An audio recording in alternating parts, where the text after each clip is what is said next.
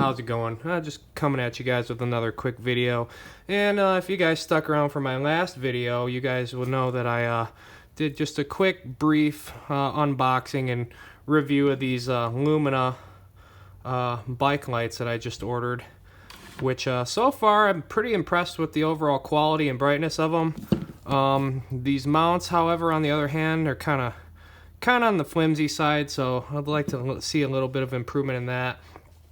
And as you can see, they both come with handlebar attachment mounts, which is fine and dandy, but I'm not going to be running both of these on my handlebars. I wanted to keep this little one up on my helmet here, so I guess in this video I'm going to go ahead and see if I can modify this mount here to where I can just kind of take it apart and just maybe just kind of fab up my own like helmet mount for this thing.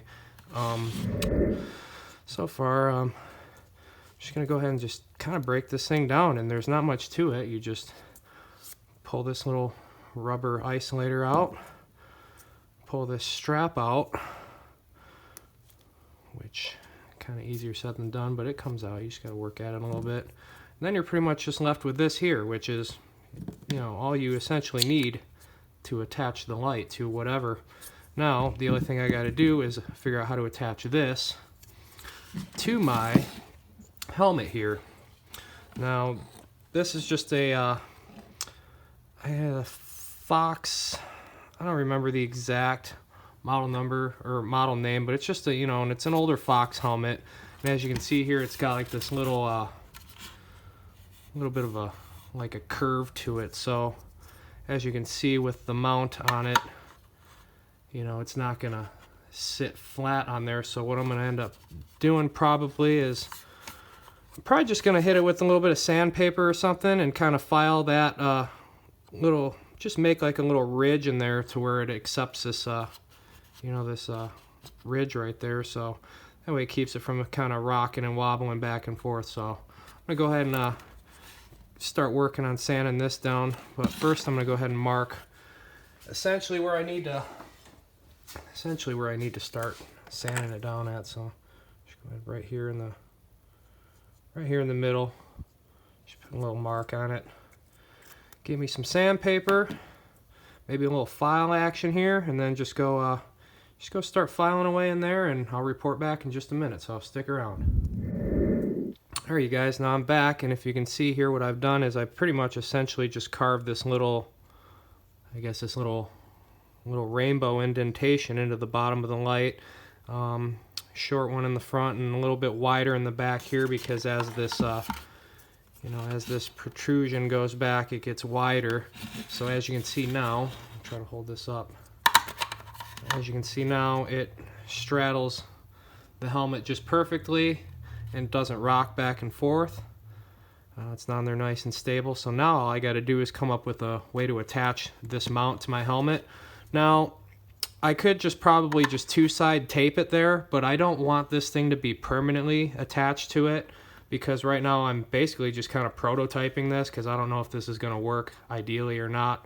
You know, I may end up just ultimately ordering the $15 mount that, you know, you can order, because this might not work at all. But like I said, I'm just trying to save 15 bucks and trying to, you know, just having fun in my garage, just, you know, trying to make stuff work. So anyway, I think what I'm going to do to attach this, like I said, I could just two-side tape it, but I don't want it to be stuck there permanently. So what I think I'm going to do is I'm just going to probably use some some zip ties. Just zip tie that thing on there and see how that works out. So I'll go ahead and dig out some zip ties, and that's another thing. I got to figure out how to run zip ties through this thing. So what I'm probably going to end up having to do is probably drill a hole in it, maybe right there, and probably another one on the other side to pass the zip tie through. That way I don't got to worry about it slipping off the front or the back. It'll just be just through the hole. And then probably the front one will probably just kind of triangulate and hold itself in place, because as I said, this tapers as it goes back, so it might just I don't know. Let's go ahead and see if we can make it work. So like I said, I think what I'm going to do now, drill a couple of holes here to pass the zip tie through here, and we'll go ahead and see how that works. So I'll be right back. Alrighty guys, I'm back, and as you can see, I got my my hole drilled. Now it ain't the prettiest hole. What I actually did was I drilled one tiny small hole there, and I went all the way through, and then I drilled another small one right next to it, and then just kind of wiggled it back and forth until I opened it up a little bit. That way my zip tie can just slip right on in there, just like so, and I ain't got to worry about it. You know, I didn't want to drill the hole too big and take out too much meat, so I just decided to drill 2 small holes and kind of, I guess, rectangulate it a little bit. But anyway, hole drilled, got the mount pretty much configured. Now I think what I'm going to do is I'm going to utilize some of this rubber strip that has, you know, a little bit of this left over. So I think what I'm going to do is I'm going to see if I can somehow, that way it just keep like maybe use this as like a vibration dampener or something like that. I may not even use this. I'm just, like I said, I'm still prototyping this whole thing at the moment, so.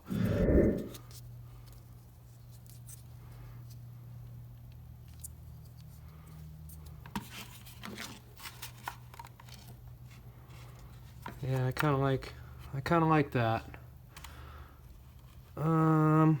Once I get the well, let's try to put it on there without it and see what it feels like. I've already had it on there without it, and I know what it feels like, but just see one more time. Yeah, just I think the rubber, having that little rubber stopper underneath there, will probably help with keeping it from potentially sliding it around on there. So, let's try. I'm gonna go grab a pair of scissors real quick, and I'll be right back. All right, so I got my pair of scissors here, and just cut this straight across.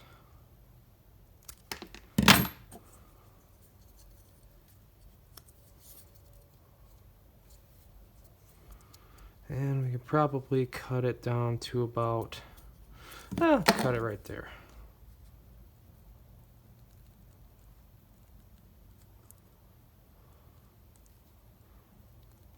Try to do a decent job. That way it doesn't look like a freaking dog gnawed on it, you know? Even though it still looks like a dog gnawed on it. But regardless, we're making progress here. So stick this little duder under there like that there. And then this little guy like so. Just kind of wedge that thing into place there. And this might be the ticket. This just might be the ticket here. Oh yeah. Oh yeah. I think we got it. I think we found our winner, ladies and gentlemen. Like I said, it feels a lot sturdier now. It doesn't rock back and forth, and that little bit of rubber being stuck underneath there kind of keeps it from sliding around. So I think I'm gonna go ahead and keep the little rubber booty under there like that. So, all right, time to zip tie this sucker on there. Let's go ahead and feed our first zip tie through there like that. Got that through like that.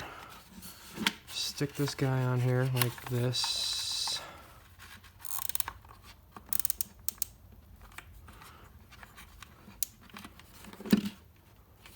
Alright, so we got zip tie numero uno in place.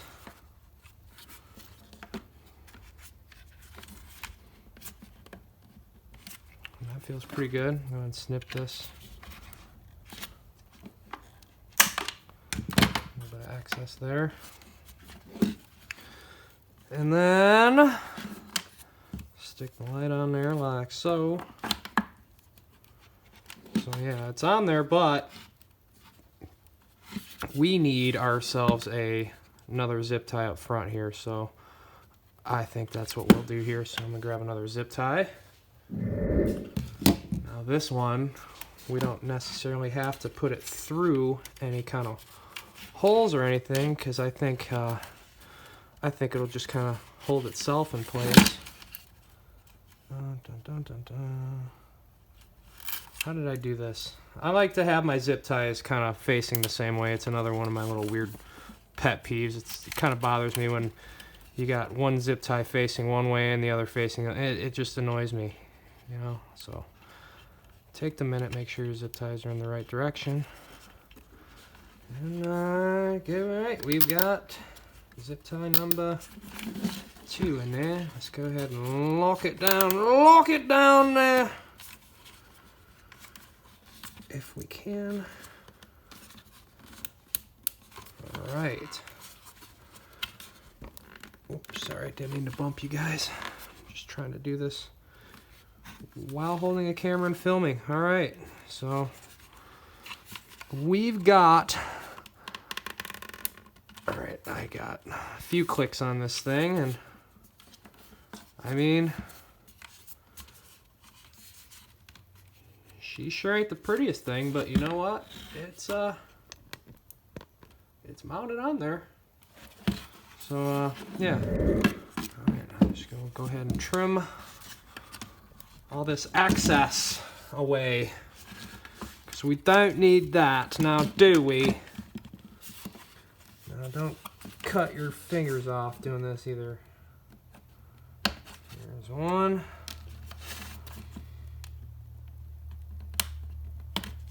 Lucky number 2. All right, we are officially helmet mounted, and it doesn't even look too terrible. Now let's go out and give it a try.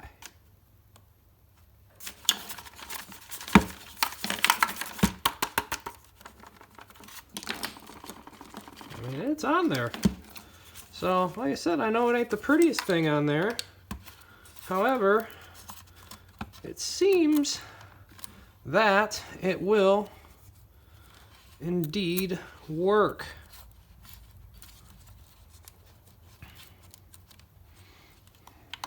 Put our helmet padding back in there, and boom, we are officially night riding. So let's go out and see how this thing works. All right, so here we are outside. It is pretty much pitch black out, and got the 750 micro mounted on the helmet here, and shaking my head around and all that fun stuff, and it's sturdy. It ain't going nowhere. And another cool thing is, as far as like the angle of the light is concerned, maybe I could play around with it a little bit more, and I would ultimately maybe like to, well, I haven't ridden with it yet, so it's hard to kind of tell right off the bat which angle I want it pointing at, but first impression, maybe I'd want to point it up a little bit more, but like I said, I have not ridden with it yet, so I'm not 100% sure how it'll react. But yeah, so far I am quite impressed with these lights, and this is only on the second brightest setting. There's bright, that's the 750, that's the full bright mode. So, and my trailers back there are probably, I don't know, 100 feet back there, and I can see them just fine. It may not appear as bright on the video, but I gotta say, so far I'm pretty stoked with these NiteRider lights. So anyways, homemade DIY helmet mount for those that are too cheap. And not even necessarily, I don't mean too cheap, because that implies that you don't have any money, but you know, just would rather save $15 and just make your own light mount. So like I said, it took nothing more than a couple of zip ties and 5 minutes of my time. So, and it's on there pretty good. And another thing I like about it is just a couple of zip ties, which I've got packages of those, so it's not permanently attached. I'll be able to remove it in the summertime, and you know, I won't have this big goofy light mount just permanently stuck to my helmet. So anyways, hopefully this helps you guys out, and if you got one of these NiteRider lights, and it came with the handlebar mount, I highly suggest mounting your light on top of your helmet. You know, on your handlebars is one thing, and it's better than nothing. I've ridden with just a light on my handlebars for years, and it served me very well. But once you get a light like directly on your head to where wherever you're looking at is illuminated, you know, that is the way to go. When you got just the light on your handlebars, every time you go around a turn or whatever, it casts shadows, and you know, sometimes it's not as effective as having one of these things right on your head to where everywhere you look, you know, it's just illuminated. So anyways, let me know what you guys think. NiteRider helmet hack for free 99. Well, a couple of zip ties, but everybody already has those. But anyway, thanks for watching. Let me know what you guys think. Yeah, have a good night. Bye.